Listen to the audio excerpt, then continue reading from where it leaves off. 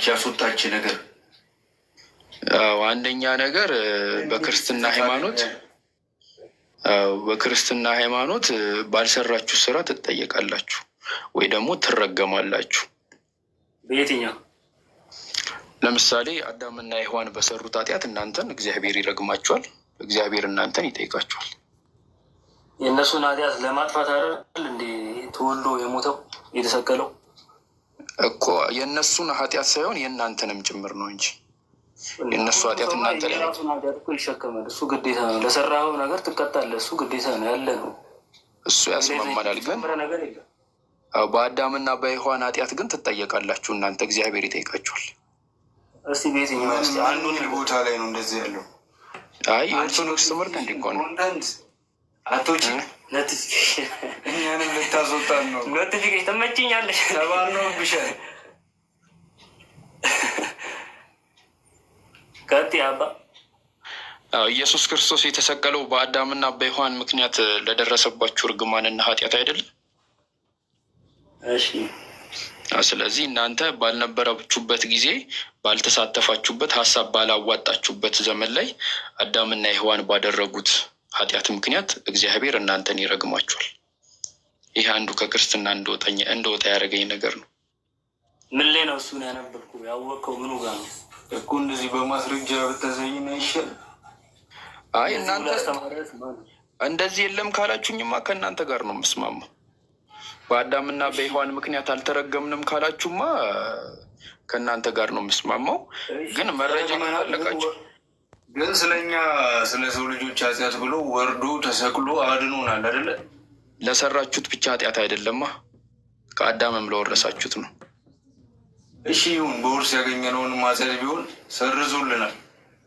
አልተሰረዘም፣ በፍጹም አልተሰረዘም። ምን ነው እስኪ ኮርዘር ልስጣችሁ መረጃ። እሺ አለመሰረዙን ነው። አዎ ለምሳሌ አዳም መጽሐፍ ቅዱስ ልክፈት፣ እየከፈትን እናውራ። ወደዛ ባንዲ ነው። እኛ እንደዚህ አዋቂ አይደለንም።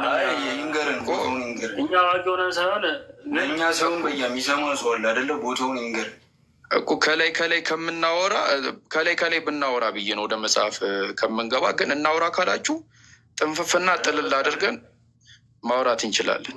እንደ ሙልሽ ንገሪኝ፣ ችግር የለም። ካሳሳትሽው የሚሰማ ሰው ስላለ ይቆንን ይሻል።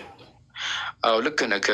ምን መሰለህ፣ ከአዳማውን ለምሳሌ ባጠፈው ጥፋት እግዚአብሔር ከረገመው እርግማን ውስጥ አንዱ አፈርነና ወደ አፈር ትመለሳለህ ነው። የስጋ ሞት ነው አይደለ? እና እስቲል ነው የሰው ልጆች በክርስቶስ ከዳኑ በኋላ ወደ አፈር ይመለሳሉ። እስቲል ነው በእርግማን ውስጥ ነው ያሉት። እንደ ክርስትና ኖ አይ እርግማን ነው ብዬ አላምንም። በእኛ ሃይማኖት እርግማን አይደለም፣ ተፈጥሮ ነው። የሰው ልጅ እንደሚወለደው በተፈጥሮ እንዲሁ በተፈጥሮ ይሞታል እንጂ ሞት በእርግማን የመጣ አይደለም። አላህ ምን አለን መሰል በቁርአን ላይ የሰው ልጆችን በምድር ላይ ተተኪ እንዲሆኑ አድርጌ የፈጠርኳቸው አለ። ህይወትንም ሞትንም እኔ ነኝ የፈጠርኩት። እዚህ ምድር ላይ የመጣ ነው ለመፈተን ነው። ከዛ እንወለዳለን፣ ተፈትነን ስንጨርስ እንሞታለን። በዛ በፈተናችን ውጤት ምክንያት ደግሞ ወይ ጀነት እንወርሳለን ወይ ወደ ጀሀነም እንገባለን ማለት ነው እንጂ ሞት እርግማን ነው ብለን አናምንም በእስልምና። እርግማን ያ ያልከው ቃል ማለት ነው። እርግማን መሆኑን የሚገልጽ ምን አለ? ኦሪት ዘፍጥረት ምዕራፍ 3 ቁጥር 18 ላይ አለ። 18 ወይ 12 ከፍቼ ላሳያችሁ ይችላሉ። ምን ይላል? አፈርንና ወደ አፈር ትመለሳለህ ይላል። ወይ ባይብል ልክፈትላችሁ ጥቅስ በጥቅስ እያነበብ ምን ይላል? አፈርንና ወደ አፈር ትመለሳለህ። እርግማን መሆኑን እሱ ቃል እርግማን መሆኑን የሚገልጽ ምን አለ ነው የምልህ እኮ። እግዚአብሔርም መጀመሪያ እባብን ረገመው። አንተ አፈር ልሰህ ዘላለም እንትን ጌም እንጮት አይደለ? ጌም ጮት እናወራ። ምን ይመስላችኋል? አስፈላጊ ነው። ከፈለጋችሁ ኮይን እየሰበሰብን አይሻልም? በደረቁ እሺ እኔ ኖርማል ጌም እንዴት እንደሆነ እኔ እንጃ። እሺ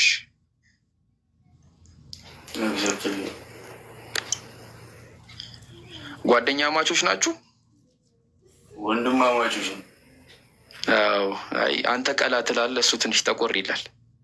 የእናቱ ልጅ እንጉርጉር እሱ ትንሽ እሳት በዝቶበታል እኮ። እሺ እና ይሄ ነው ጥያቄ ልጠይቅ ብሎኝ ነበር የጠየቀኝ እሱ። አይ ጥያቄ ሳይሆን ቅድም ስላልሽው ነገር ልንገርሽ ብዬ ነው። አንቺ ያነሳሽው አሁን የብሉይ ነው። ብሉይ ኪዳን ከክርስቶስ በፊት የነበረ ነው። አዲስ ኪዳን የሚባል ነገር አለ ካቦሽ። አዲስ ኪዳን ላይ ደግሞ ክርስቶስ የሙታን አምላክ አይደለም ይላል። ሰው ከሞተ በኋላ ትንሣኤ አለው የምታምን ከሆነ ማለት ነው። ሰው ክርስቲያን ሞቶ አይቀርም። አይ እርግማን አልቀረም ነው ምልክ በስጋ አዳም። አሁን ለምሳሌ ሴት ልጅ ምጥ የምታመጣው ተረግማ አይደለ? ልጅ ስትወልድ አሁን ለምሳሌ እኔ እህቴ ቅርብ ጊዜ ነው የወለደችው፣ አመጣ ነው የወለደችው። እንደ ክርስትና እይታ ተረግማ ነው። በምትወልጅ ጊዜ ምጥሽን አበዛዋለሁ ተብላ ተረግማ ነው። እስቲል ነው ሴቶች እህቶቻችን በክርስቶስ ስቅለት አምነው ድነው ምጥ ላይ ናቸው ከነ እርግማኑ ማለት ነው። ይሄ ነገር አንድ ከክርስትና እንደወጣ ያደረገኝ ላይክ በጣም ከብዙ ምክንያቶች ውስጥ አንዱ ምክንያት ነው። ልቀጥል? ምጣችሁ ማለት ነው ምጣችሁ። አይ እርግማን፣ የእርግማን ኮንሰፕት። እሺ ልቀጥል? ሌላስ? አንገላልሽ ሌላ ደግሞ በክርስትና ሃይማኖት ማለት ነው። እሺ ማንም ሊመልስልህ አልቻለም። ሜይ ቢ እኛውን የሃይማኖት እውቀቱ ብዙም ሳይሆን እውቀቱ የለንም እና ምናልባት አንተ ለምታነሳው ነገር ቤተክርስቲያናችን መልስ ታጣለች ብዬ ደግሞ አላስብም። በደንብ አድርጋ በብዙ ነገር የታጠቀች ቤተክርስቲያን ያለች። እንደሱ ከሆነ ደግሞ ማሻላ ነው። ፎሎ እንደራረግና ጥያቄውን ጠይቃችሁ መልሳችሁን ይዛችሁ ትመጣላችሁ፣ ወይ አስተማሪ ይዛችሁ ትመጣላችሁ። ሰንበት ተማሪ ከነበርክ ቅርብ ላይ መቼስ እውቀት ያላቸው ሰዎች ምናምን አሉ አይደለ? ጠይቀህ ጥያቄ አልተመለስልህ ያው ሚስጥር ነው ያው አይመረመርም ይደነቃል ነው የምትባል እንጂ እኔም ብዙ ሞክሬያለሁ። እሺ ሌላስ? ሌላኛው ምክንያት ምንድን ነበር? ሌላኛው ምክንያት በክርስትና ሃይማኖት አንድ አምላክ አይደለም የሚመለከው። ስንት አምላክ ነው? 3 አምላክ ነው የምታመልኩት። ሚስጥረ ስላሴን አታምንም ማለት ነው? እያርለ ያምናሉ። በጣም እርግጠኛ ነኝ። በጣም እርግጠኛ ነኝ። ሲጠመቅ ጸሎት ሃይማኖትን ደግሞ 5ቱ አዕማደ ሚስጥራትን አምኖ ነው የሚጠመቀው። ከ5ቱ አዕማደ ሚስጥራት ምንድን ናቸው? ሚስጥረ ስላሴ፣ ሚስጥረ ስጋዊ፣ ሚስጥረ ጥምቀት፣ ሚስጥረ ቁርባን፣ ሚስጥረ ትንሣኤ ሙታን። እሺ አሁን አንተ ስላሴን በደምብ ታውቃለህ? እኔ ብዙም ሲጀመር አውቃህ ጨርሶ አውቃለሁ አትልም። አይ እኮ ግን ትረዳዋለህ ስላሴን አንተ? እስቲ ለምሳሌ ምን? ለምሳሌ አብ አንዱ አምላክ ነው ወይስ የአንዱ አምላክ አንዱ አካል ነው? አብ አንዱ አምላክ ነው ወይስ የአንዱ አምላክ አንዱ አካል ነው?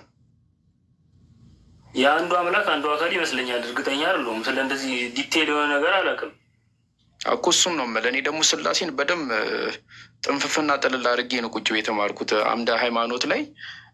ስላሴ ማለት 3 አደረገ 3 ሆነ ማለት ነው። ያ ማለት አብ ወልድ መንፈስ ቅዱስ በግብር በአካል በመልክና በስም 3 ሲሆኑ እቺን ዓለም በመፍጠር ይህንን ዓለም በማሳለፍ በመመለክ አንድ ናቸው። ስለዚህ በግብር 3 ናቸው ሲባል አብ ወላዲ ነው፣ ወልድ ተወላዲ ነው። ሶስትነትም አንድነትም አላቸው። ሶስት ሲሆኑ አንድ ነው የሚባለው። እሱን ነው እየነገርኩ ያሉት። አንድነታቸው በመመለክ እችን ዓለም በማሳለፍ በመፍጠር እንደገና ደግሞ እችን ዓለም በመግዛት አንድ ናቸው በአምላክነት ማለት ነው፣ ወይ ደግሞ በምንነት ወይ ደግሞ በኤሰንስ ማለት ነው። ሶስትነታቸው ደግሞ በአካል በመልክና በስም እንዲሁም በግብር። ለአብ ፍጹም ገጽ ፍጹም መልክ ፍጹም ስም አለው፣ ለወልድም እንደዛው ለመንፈስ ቅዱስ። በግብር ደግሞ አብ ወላዲ ነው፣ ወልድ ተወላዲ ነው፣ መንፈስ ቅዱስ ሰራጺ ነው። ወልድ ወላዲ አይደለም ተወላዲ ነው። መንፈስ ቅዱስ ወላዲም ተወላዲም አይደለም ሰራጺ ነው። አብ ሰራጺም ተወላዲም አይደለም ወላዲ ነው። በዚህ 3 ናቸው። ስላሴ ማለት ይሄ ነው በባጭሩ። አሁን አንድ አይደሉም ነው የምትለው እኮ። 3 መሆናቸውን በቀላሉ ላሳይክ እስቲ። እሺ ማርያም ፈጣሪን ወልዳለች ብላችሁ ታምናላችሁ?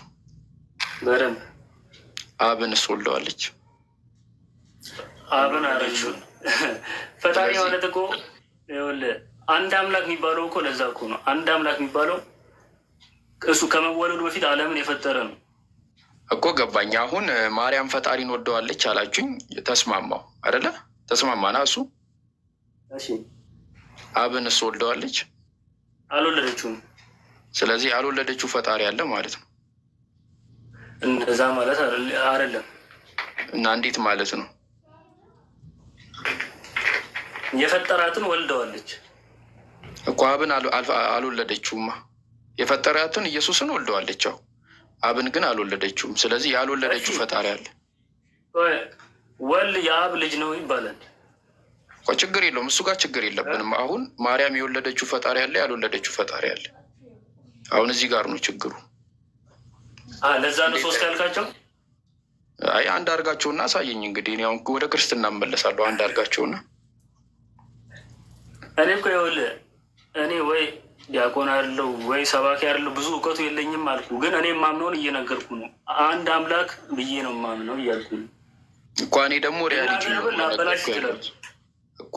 እኔ አሁን ምንድን ነው እንድትመልሱልኝ አይደለም፣ ያው እናውራ፣ ኮንቨርሴሽን ነው እያደረግን ያለ ነው።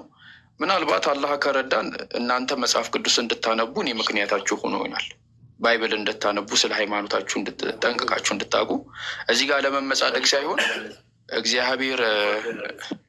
እግዚአብሔር መጽሐፈ ምሳሌ ቆይ ላንብብላችሁ የሆነ ጥቅስ።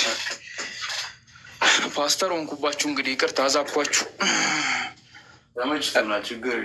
መጽሐፈ ምሳሌ ምዕራፍ 6 ቁጥር 16-20 ድረስ እግዚአብሔር የሚጠላቸው 6 ነገሮች ይላል ናቸው።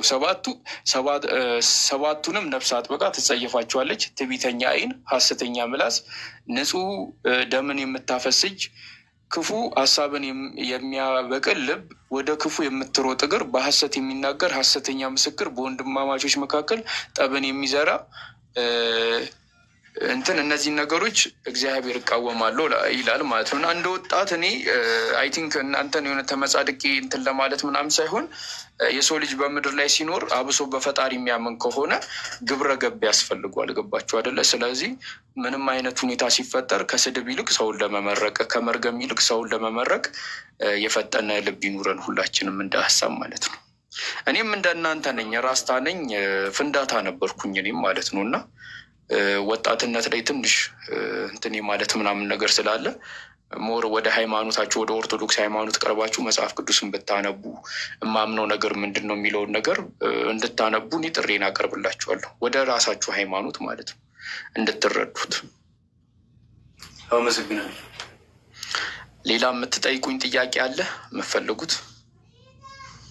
አይ ግን ጠይቂ፣ አባቶችን ጠይቂ። ለምንድን ነው ብለሽ ጠይቂ። በያ ሁለተኛው ምክንያትን ግን አልነገርከንም። እኛ እንዳንነግር 3 አምላክ አልኳችሁ አይደለ? 3 አምላክ ክርስትና ላይ 3 አምላክ ነው የሚመለከው። ስለዚህ 3 አምላክ መመለኩና የሴት ልጅ ምጥ ነው ምናምን ያልከው ነገር እርግማን እሱን ያስወጣ ማለት ነው። አይ በጣም ብዙ ነው። በጣም ሺ ነው ያለው። ግን እንዴት ነው የገባኸው? ወዴት? ወደ ኦርቶዶክስ። አይ ከልጅነቴም ኦርቶዶክስ ነበርኩኝ እኔ። ቤተሰቦች ኦርቶዶክስ ናቸው? አሁንስ? አሁን እኔ ሙስሊም ነኝ፣ እነሱ ኦርቶዶክስ ናቸው። እስቲ አሁን ሙስሊሞች ጋር የለም እንዴ ምጥ? ምንድን ነው የሚባለው ምጥ እነሱ ጋር? እኛ ምጥ ሴት ልጅ ምጥ እርግማን አይደለም፣ ተፈጥሮ ነው። ተፈጥሮ ነው። ለምን ፈጠሩ ማለት ለምን ያስጨንቃታል ፈጣሪ? ያው አንተም አታውቀውን እሱ ያውቃል። አይመረመርም አይደለ? አይ አንተ በሱ እኩል ጭንቅላት ካለክ ማወቅ ትችላለህ። ችግሩ የለህም ነው። አይ አልተጻፈም ማወቅ አንችልም ማለት ነው እሱን ነገር። እሱን የሚያክለው የእሱን ያለ እውቀት ማካበብ አችልም። እኔ እናንተ በጣም ሚጢጥዬ ጭንቅላት ነው ያለን። የተወሰነ ነገር ነው የምናውቀው። ለምሳሌ እኔን ራሱ ዛሬ ነው ያወቀኝ። ስለ እኔ እውቀት የለህም ነበር፣ ዛሬ ነው የኖረህ። እኔም ስለ አንተ እውቀት ዛሬ ነው የኖረኝ። ውስነን የማናውቃቸው ብዙ ነገር አለ። አምላክ ግን ሁሉንም ያውቃል። ልክ ነህ እኮ አይደለ? ቅድም የሆነች ቃል ከአይምሮ ውስጥ ስላልጠፋች ነው ስጠይቃቸው ፈጣሪ አይመረመርም እና ማናውቃቸውም ብዙ ነገሮች አሉ ብሎ ነበር የሆነ ሰው እና ስለ ፈጣሪ አይደለም ስላሉክ ማለት ነው። አሁን ስለ ፈጣሪ አይደለ እያወራን ነው። አይ ስለ ፈጣሪ አይደለም። ምን መሰለክማ ስለምትጠየቁ በእናንተ ምንድን ነው ትርጉሙ? የደሳና ቦታ የለውም። እኮ መሰለህ አይመረመርም የሚለውን የእነሱን መልስ አንተም ዞር አመጣኸው ማለት ነው። አይደለም እሱ እንዴት እንደሚለያይ ልንገርክማ። ሴት ልጅ ተረገመች በሔዋን ምክንያት ማለት ነው። ያዝልኝ ይሄንን። እኔ ለምን ተረገመችን አለፍኩት። ገባክ አይደለ? በቃ ተረገመች። እሺ ሶኬ። ከዛ ችግሩ አሁን እኔ ጥያቄ የሆነብኝ ኢየሱስ ክርስቶስ ለዛ እርግማን ከተሰቀለ በኋላ እርግማኑ እስካሁን አልቀረም ነው። ይሄ ነው ጥያቄ። አይኮ አይደለ? ኢየሱስ ክርስቶስ ለዛ እርግማን ከሆነ የተሰቀለው ለምንድን ነው እርግማኑ ያልቀረው? ይሄ ነው ጥያቄ። ጠይቀሃል? የሚያውቅ ሰው ጠይቀሃል እኮ? አይመረመርም እንትን ይደነቃል እንጂ አይመረመርም ነው የምትባለው። ገባ አይደለ? ኢየሱስ ክርስቶስ ከተሰቀለ በኋላ ራሱ ምንድን ነው የቀየረው? ዓለም ላይ መከራ ቀነሰ፣ የሰው ልጅ መሞት አቆመ፣ ኃጢአት ቀነሰ። ትንሣኤ ይባል ነገር አለ እኮ። ትንሣኤማ ምን እሱ ሳይመጣም በፊት ነበረ እኮ። የለም የትኛውም ሰው ገብቶ አያውቅም ወደ ገነት። ከአዳም ወደ ሲኦል ከወረደ በኋላ ክርስቶስ መጥቶ ሞቶ እስኪሰቀል ድረስ ሁሉም ሲኦል ነበር የሚገቡት። ገብቶ ነው መስቀል ላይ ተሰቅሎ የሞተ ሰዓት ወደ ሲኦል ገብቶ ነው ነፍሳትን ወደ ገነት ያገቡ። ማስረጃ አለክ እንደሱ የሚል አለ መጽሐፍ ቅዱስ ላይ አለ። ወይ ሌላ ቀን ታዘጋጃለህ ወይ ሰውን መክፈት ይችላል። አሁን አለ መጽሐፍ ቅዱስ የለም። መጽሐፍ ቅዱስ እኛ የራቀን ሰዎች ነን። ግን የት ነው ሰፈራችሁ? አስፈላጊ ነው ወይ? እኔም የአዲስ አበባ ልጅ ነኝ። ፈታ በሉ እንደ ጀለስ ኖሯችሁ ስለሆነ ልጅ በሚለው ያዥ የናዝሬት ልጅ በሚለው አጠቃለሽ ያዡ። የናዝሬት ልጆች ናቸው። አይ መርሃባ። የናዝሬት ልጆችማ ፈታ ያላችሁ ልጆች ናቸው። እንዳያሳዝብሽ። መጀመሪያ ላይ ግን ስገባ ለጠፈጥፉኝ ነበር። እኔ ምን አድርጊያቸው? እኔ ላይ ተበረታላችሁ ሁሌ። አንተኛው አብሶ ፊት ለፊት ላይ ያለቀው ሁሌ ጉልበትህን እኔ ላይ ነው የምትወጣው። ይቅርታ በጣም እንዲህ ነው እያልኩ ሁሌ። ባለፈውም ይቅርታ ብለህ ሄደህ አሁንም እንትን ትላለህ። እሺ ምናልባት ስለ እስልምና ልንገራችሁ ከፈለጋችሁ። ደስ ይለናል። ይንገርን። ይቅርብኝ ካለ ይቅርብኝ ነው። አንተ ደግሞ አታስጨንቀው። ሁሌ እንዳስጨነቅኩ ጆሮን ለያዘው ትነግረኛለህ። እሱ እኔን ያስጨንቀኛል፣ አንተ እሱን ታስጨንቀዋለህ። እኔ ደግሞ አንተን አስጨንቃለሁ እየነገርኩ ማለት ነው። ማወቅ አይከፋም። አንተ ምንድን ስለነገረ ሃይማኖትን እኮ አትቀይርም አይደለ? አዎ ልክ ነህ። የእውቀት መጥፎ የለውም። አዎ ልክ ነህ። በእስልምና ሃይማኖት የእስልምና ሃይማኖት ፒላር የሚባል አለ። ልክ ኦርቶዶክስ ሃይማኖት ላይ ዶግማቲክ የሚባል ነገር፣ ይሄ አምስቱ አዕማደ ምስጢራት እንደሚባለው ልክ በእስልምና ሃይማኖት ልክ ዶግማቲክ የሆነ ነገር አለ። ያ ደግሞ ዶግማቲክ የሆነ ነገር ምንድን ነው? ከጥንት ጀምሮ ይቅርታ በጣም ላስቁምህና ማለት ነው።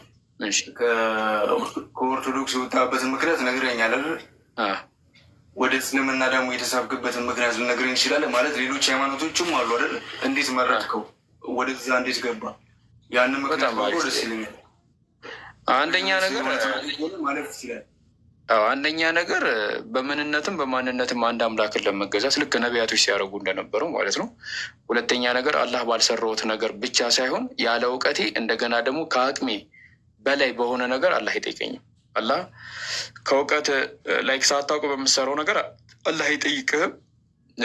ከአቅም በላይ ተገደክ ባደረግከውም ነገር አላህ አይጠይቅም። ይሄ እኮ ኃጢአት ነው ብሎ አይጠይቅም። ለምሳሌ አንተ አሁን ስለ እስልምና ሳታውቅ እስልምናን ምንም ሳስማ በሞት አንተ ጀሀነም አገባ። ምክንያቱም አላህ ላይ ሎጂካሊም አይደለም። ምክንያቱም ለምን ሙስሊም አልሆንክም ብትል ቢልክ አንተ መልሳለህ። እኔ ስለ እስልምና አልሰማሁም ነው መልሱ። ገባ ጋር እውቀት በሌለ ነገር ከአቅም በላይ በሆነ ነገር አላህ አይጠይቅም። የምትጠየቀው በሰራ ከሆነ ኦርቶዶክስ ሞኜ ገነት እገባለሁ ማለት ነው። የእናንተ አምላክ ሆነ ትክክል የሆነው እንትን ከሆነ ነዋ። ካልሰማክ በቂ ምክንያት ካለ መስማት እኮ አይነት አሉ አይደለ እኮ እሱን ከአላህ ጋር ነው የምትተሳሰቡ። አሁን አንተ የምትነግረኝ መንገድ አለ አይደለ? እሱኛው መስማት ጥሩ ነው፣ እውቀት እየሰጠኝ ስለሆነ ማለት ነው። ግን ጀስት እስልምና አለ ወይ የሆነ ሃይማኖት አለ ስለተባለ እሱኛው መስማት የሚሆን አይመስለኝም። እና ኦርቶዶክስ ውስጥም ያለ ሰው ገነት ይገባል ማለት ነው አይደል? ካልሰማ ማለት ምን አይነት አሰማም ነው? ቆይ አሁን ምን መሰለህ፣ አሁን ለምሳሌ አንተ ኦርቶዶክስ ነህ። አሁን እስልምና አለ ስለተባለ ብቻ ተነስቶ ይገባል? ቆይ ልጨርስልህ ነው። አንተ አሁን ኦርቶዶክስ ና ኦርቶዶክስ የሆንከው ለምደከው ነው አውቀቀው ነው? ከቤተሰብ በውርስ ነው ወረስኩ።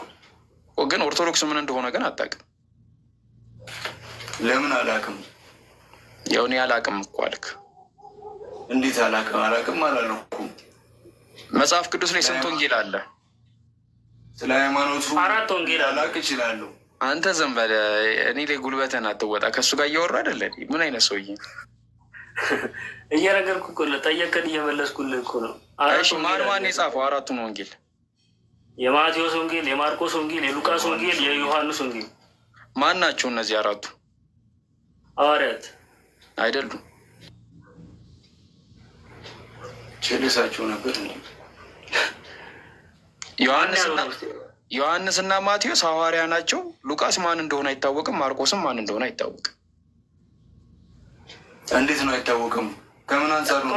እሺ አይሆኑም ይችላሉ። እሺ እና ግን ምንድን ነው ያው ማለት አሁን ምን መሰላችሁ፣ የለመዳችሁትን አትመኑ ነው፣ ያወቃችሁትን እመኑ ነው። እኔ አሁን ጥያቄ እሱ ነው ፖይንት አሁን እያወራ ያለሁት ምንድን ነው።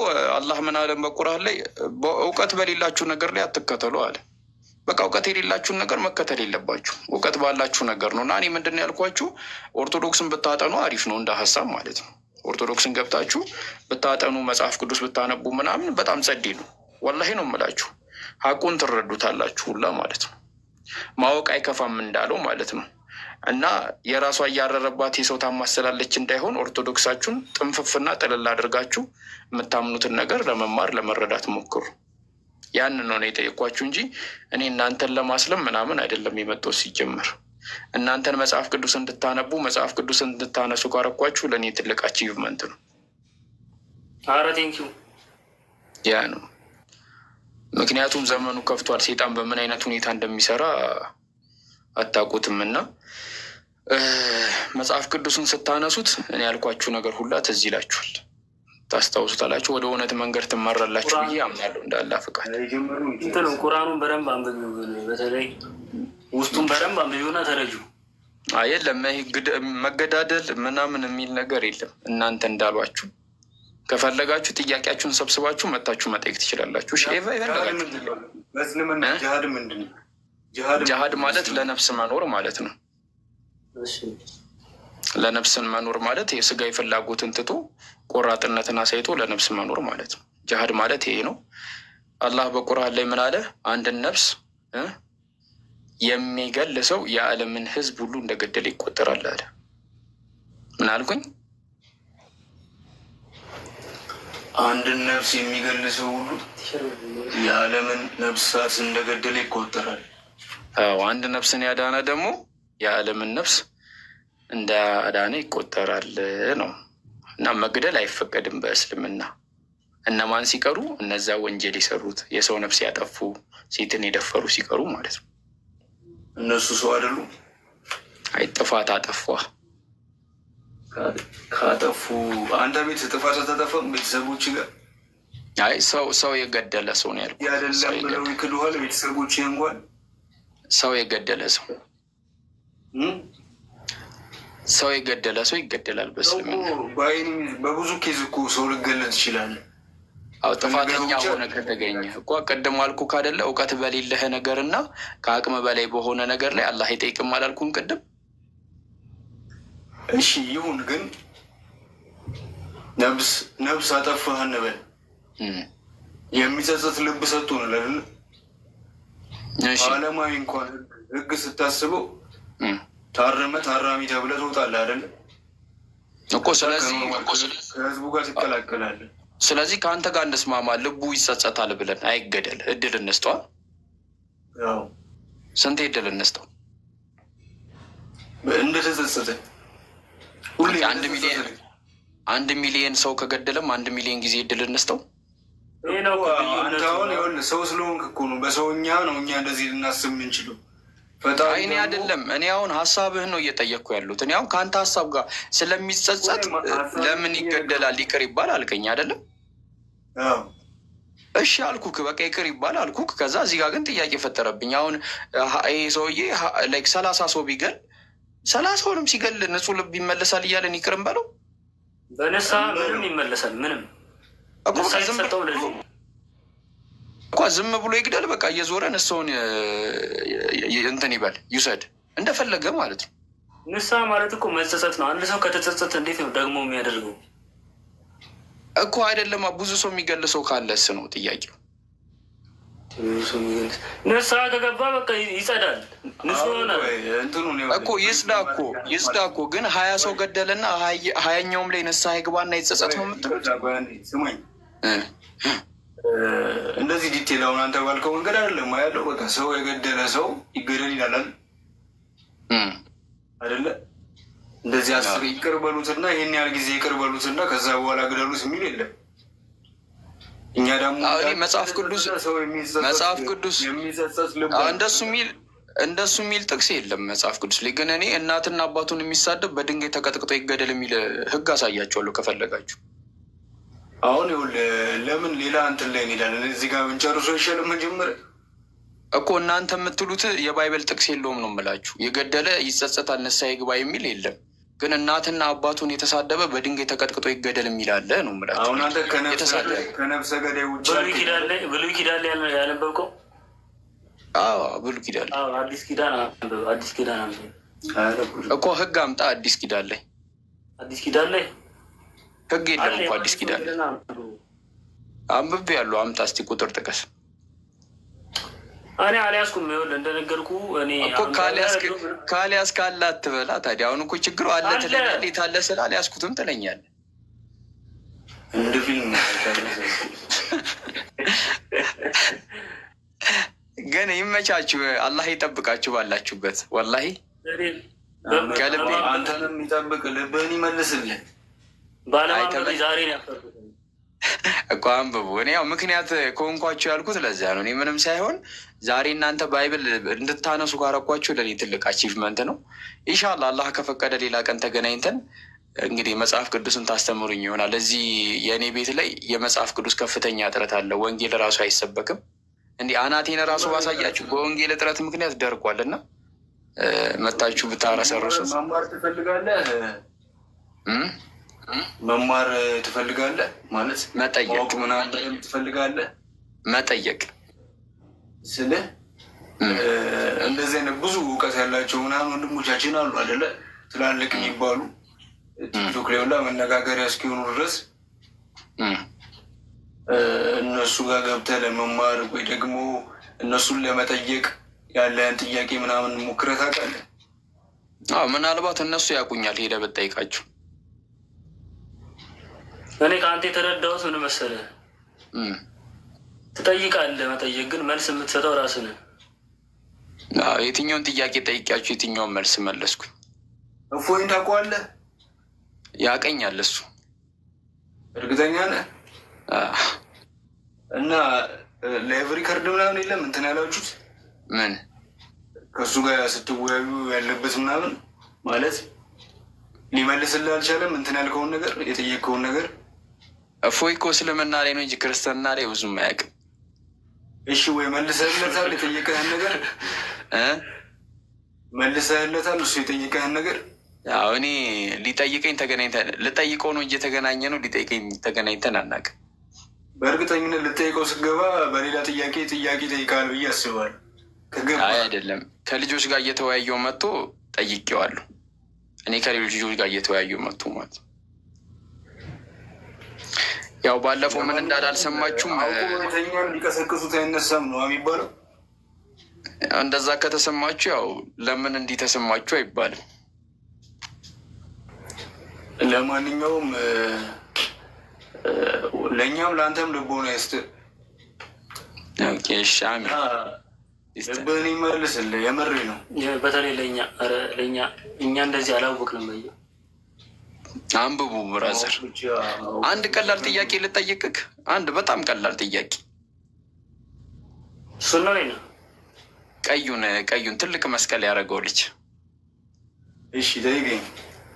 ለምንድን ነው አንገተ ላይ መስቀል ያደረገው? ግን ኦፌንሲቭ እንዳይሆን እሺ፣ ጀስቱ ነው ለማወቅ ነው። ሁሉ ነግርህ ነው።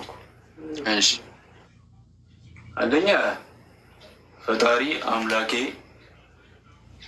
ሞቶ መጀመሪያ የወንበዴዎች መሰቀያ ነበረ መስቀል ማለት ነው። እሺ ወንበዴዎች ወንጀለኞች የሚሰቀሉበት ነበረ። እኛን ካለብን ኃጢአት ካለብን ነገር ለማዳን ወደ ምድር ወርዶ እዛ በኋላ የድህነታችን መገለጫ ምልክት ነው። ኦኬ እና ምልክት ስለሆነ ነው ማድረገው። ምልክት ለምንድን ነው የሆነው?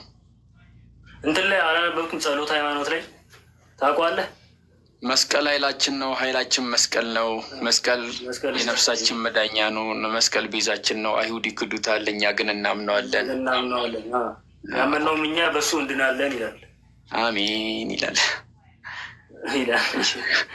ከዛ የአዲስ አበባ መላእክት ብሎ ይገባል። መላእክት ማርያምን በመጥራት ውስጥ ያመሰግኗታል እያለ ይቀጥላል።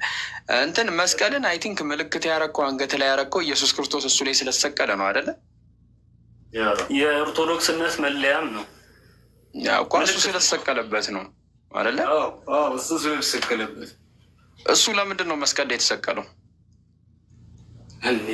ምሕረት ላይ ከምትሰቀል ብሎ አይመስለኝም። አይሁዶች መስቀል ላይ ስለሰቀሉት ነው መስቀል ላይ የተሰቀለው እንጂ እሱ መርጦ አይደለም። ያኔ የወንበዴዎች ጥፋተኞች መቀጫ ቦታ መስቀል ነው። አይ ነው። አሁን እኔ የጠየቁት ጥያቄ ክርስቶስ መስቀል ላይ የተሰቀለው አይሁዳውያኖች መስቀል ላይ ሰቅለው ስለገደሉት ነው እንጂ እሱ መስቀልን መርጦ አይደለም አይደለ? እዛ ላይ ቀጡት። እሺ ትንቢትም እኮ አለ። አይ ትንቢት የለም።